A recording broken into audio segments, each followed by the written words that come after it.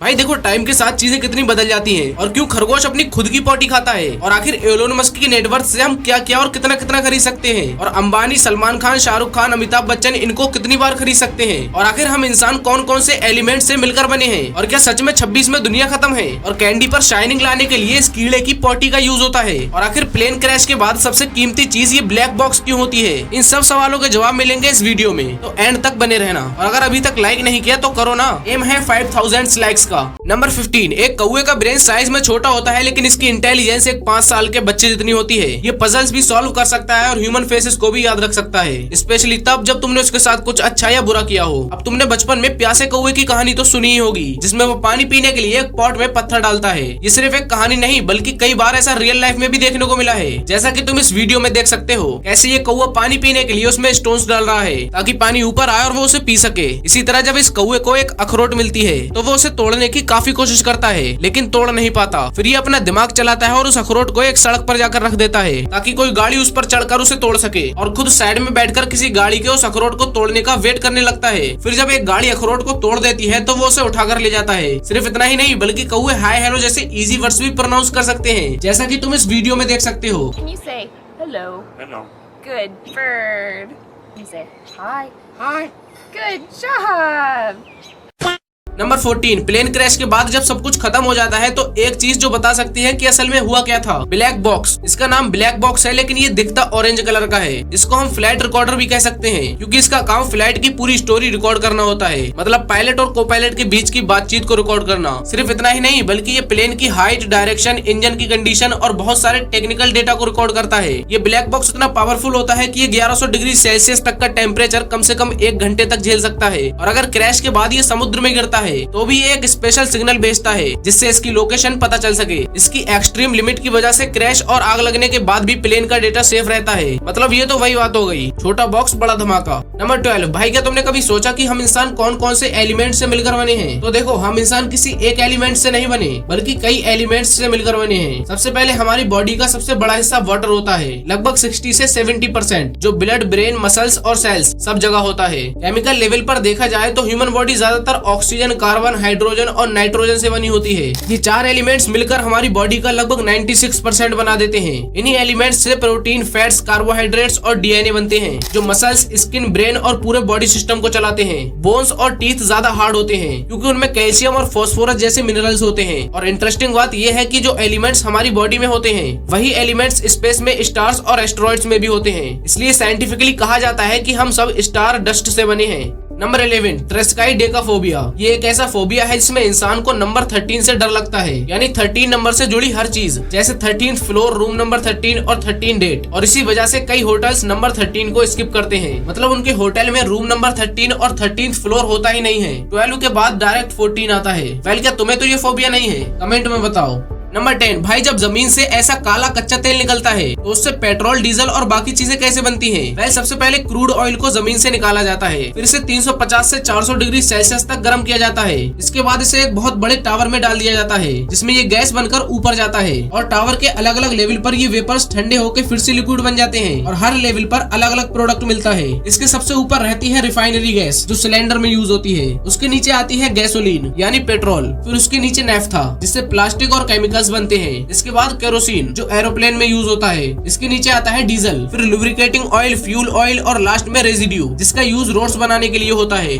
Number 9, ये एक ऐसी मिस्टीरियस लेक है जहाँ 1 या 2 नहीं बल्कि सैकड़ों लोगों की हड्डियां देखने को मिलती हैं। इसका नाम है रूपकुंड लेक जो हिमालय की ऊंचाई पर त्रिशूल पर्वत के पास मौजूद है। अब क्योंकि यहाँ इतने सारे लोगों की हड्डियां हैं इसलिए इसे स्केलेटन लेक भी कहा जाता है। अब तुम्हारे दिमाग में भी एक सवाल घूम रहा होगा, ये हड्डियां आई कहाँ से और इनकी मिस्ट्री क्या है? दरअसल 1942 में एक फॉरेस्ट गार्ड ने यहाँ हंड्रेड्स ऑफ ह्यूमन स्केलेटन्स देखे और जब साइंटिस्ट ने यहाँ रिसर्च की तो पता चला कि ये हड्डियां 9th सेंचुरी के लोगों की हैं। अब ये लोग मरे कैसे, इस पर कई तरह की बातें बताई जाती हैं। जैसे कुछ लोग कहते हैं कि इन सबको येती ने मारा है, लेकिन साइंटिस्ट का कहना है कि इन सभी लोगों की डेथ बड़े बड़े ओलों के इनके सर पर टकराने की वजह से हुई है। और आज ये जगह ट्रैकिंग के लिए फेमस तो है ही, साथ ही अपनी हिस्ट्री और मिस्ट्री के लिए भी फेमस है।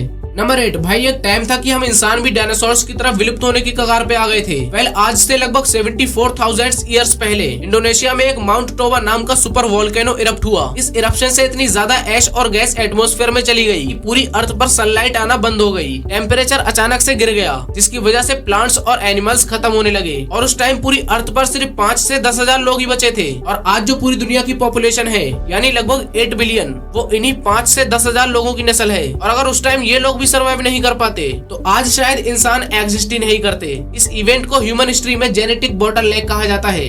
नंबर 7 भाई, जो सूरज हम डेली देखते हैं वो हम रियल टाइम नहीं देख रहे होते, बल्कि हम उस सूरज का पास्ट देख रहे होते हैं। ये क्या बक रहे हो?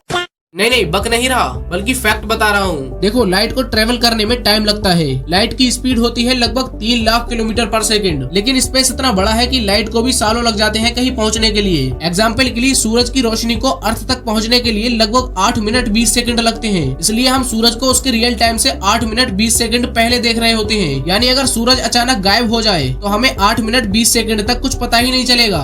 नंबर 6 भाई, एलोन मस्क की नेटवर्थ लगभग 850 बिलियन डॉलर्स है। ये इतने ज्यादा पैसे हैं कि अगर इनसे आईफोन 17 प्रो मैक्स 2 टीबी खरीदें तो इतने में 30 करोड़ 56,76,000 फोन खरीद सकेंगे। और अगर महिंद्रा थार का टॉप मॉडल खरीदा जाए तो इतने पैसों से 4 करोड़ 11,76,000 थार खरीदी जा सकती है। और अगर किसी घर की कीमत 1 करोड़ रुपए है तो एलोन मस्क ऐसे 70 लाख घर खरीद सकते हैं। और अगर इससे भी मजा न आए और वो अंबानी को ही खरीदना चाहे तो वो अंबानी को 8 बार खरीद लेंगे, शाहरुख खान को 600 बार खरीद लेंगे, सलमान खान को 2400 बार और अमिताभ बच्चन को 2100 बार। इससे तुम अंदाजा लगा सकते हो कि कितना पैसा है अपने एलोन के पास। नंबर 5 डेविड गॉगिंस, जिसे दुनिया वर्ल्ड टफेस्ट मैन के नाम से जानती है, क्योंकि इस बंदे की लाइफ इतनी आसान नहीं थी जितनी हम सोचते हैं। सबसे पहले इसे अस्थमा और हार्ट से रिलेटेड प्रॉब्लम्स थी। उसके हार्ट में एक पैदाइशी प्रॉब्लम थी जिसे doctors hole in the heart जैसे एक्सप्लेन करते थे, जिसकी वजह से उसका एंड्योरेंस बहुत लो था और एक्सट्रीम ट्रेनिंग उसके लिए रिस्की मानी जाती थी। लेकिन टर्निंग पॉइंट तब आया जब उसने टीवी पर नेवी सील्स के बारे में देखा।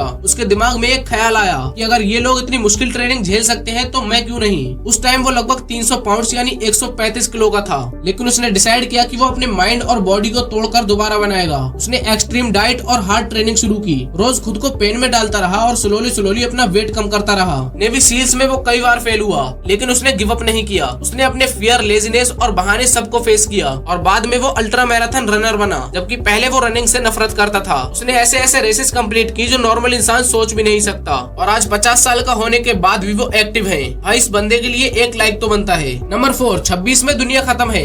ये मीम आप सबने देखी होगी, लेकिन अब 26 में नहीं बल्कि 29 में दुनिया खत्म है, क्योंकि 13 अप्रैल 2029 में 99942 एपोफिस नाम का एक एस्ट्रॉइड तेजी से अर्थ की तरफ बढ़ रहा है। इसका डायमीटर लगभग 1000 फीट से भी ज्यादा है। इसके इतना बड़ा होने की वजह से हम इसे अपनी नंगी आंखों से भी देख सकेंगे, लेकिन डरने की ज्यादा जरूरत नहीं है, क्योंकि इसकी दूरी अर्थ से करीब 32,000 किलोमीटर होगी। और नासा ने पूरी तरह से कंफर्म कर दिया है कि इसके अर्थ से टकराने के चांस 0% हैं। ये टाइम साइंटिस्ट के लिए गोल्डन अपॉर्चुनिटी होगा। वो स्टडी करेंगे कि अर्थ की ग्रेविटी एस्ट्रॉइड को कैसे अफेक्ट करती है, एस्ट्रॉइड की रोटेशन और सरफेस में क्या चेंज आता है, और फ्यूचर में एस्ट्रॉइड को ट्रैक और डिफ्लेक्ट कैसे किया जा सकता है। नंबर 3 भाई, कैंडी हम सबने बचपन में खाई थी, लेकिन क्या तुमने कभी सोचा कि वो इतनी शाइनिंग और चमकदार क्यों होती है? वेल, एक इंसेक्ट होता है कैरिया लेका, जो पेड़ों का रस चूसकर अपने पीछे से निकालता है और ये हवा के कांटेक्ट में आकर हार्ड हो जाता है और इंसान इसे टहनियों से निकाल लेते हैं। फिर इसे निकालने के बाद बारीक पीसकर साफ करते हैं और इसे सुखाने के बाद कपड़े में बांधकर अंगारों से गर्म करते हैं, जिससे एक चिपचिपी चीज निकलती है जिसे कहते हैं शेलैक। फिर शेलैक को वर्कर्स पूरी तरह से स्ट्रेच करके शीट में बदल देते हैं ताकि ये जल्दी से सूख जाए, और जब ये सूख जाता है तो कैंडी बनाने वाली कंपनी इसे खरीद कर कैंडी पर स्प्रे करती है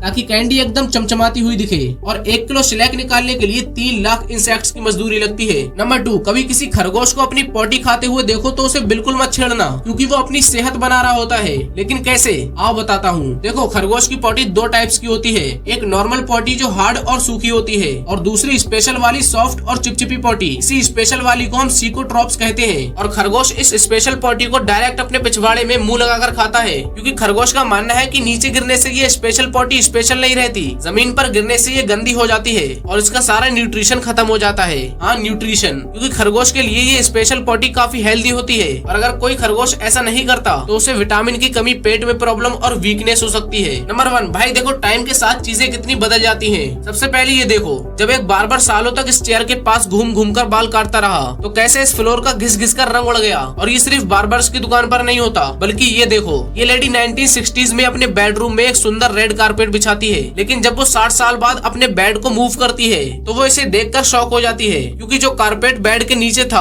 उसका कलर अभी तक वैसा का वैसा ही था, लेकिन बाकी का कलर उड़ चुका था। नेक्स्ट, अब ये देखो, ये इंसान 28 साल तक एक ही रोड से ड्राइव करके जाता था और इसका एक साइड का फेस हमेशा सूरज की तरफ रहता था। तो देखो इसके चेहरे का क्या हाल हो गया, मतलब जो चेहरा सूरज की साइड रहता था वो इसके नॉर्मल चेहरे से कितना अलग हो गया। नेक्स्ट, अब ये देखो, एक हैंडल घर के अंदर है और दूसरा बाहर, और घर के बाहर एक समुद्र भी है, और समुद्र में होता है नमक, जो हवा के साथ उड़कर इस मेटल के हैंडल पर आकर लगता है, और क्योंकि नमक मेटल का दुश्मन होता है इसलिए वो इस मेटल के हैंडल पर लगकर धीरे धीरे उसे खराब कर देता है, इससे मेटल काफी वीक हो जाता है। नेक्स्ट, इस पोल पर ये गड्ढा देखो, ये इसलिए है क्योंकि इस पोल पर नए पोस्टर्स लगा दिए जाते थे बिना पुराने पोस्टर्स को हटाए, और कई सालों तक ऐसा करने से ये इतना ज्यादा मोटा हो गया और किसी ने इसमें गड्ढा कर दिया। नेक्स्ट, एक बंदा एक पौधे पर कील ठोक देता है और उसे वैसा ही छोड़ देता है, और कई सालों बाद जब वो पौधा एक बड़ा पेड़ बनता है और उसे काटा जाता है तो ये नेल पेड़ के काफी अंदर मिलता है। अब पेड़ की ये एक एक रिंग्स पूरे 1 साल को दर्शाती है, तो जब इस नेल के बाद की सभी रिंग्स को काउंट किया गया तो पता चला कि ये नेल उस बंदे ने 25 साल पहले ठोका था। नेक्स्ट, अब ये देखो, ये उबर ड्राइवर जब भी ड्राइव करता है तो अपनी एक एल्बो को कार के सेंटर में रख देता है, और काफी टाइम तक ऐसा करने से उस जगह पर क्रैक्स आ गए, मतलब ये पावर होती है टाइम की। भाई ये वीडियो यहीं पे एंड होती है, लेकिन ये वाली वीडियो और भी ज्यादा मजेदार और इन्फॉर्मेटिव है, तो जाओ और अभी से जाकर देखो। बाकी मिलते हैं जल्दी नेक्स्ट वीडियो में, तब तक के लिए सीन टाइट रखो और दूसरी वीडियोस देखो, और हाँ, सब्सक्राइब करना मत भूलना।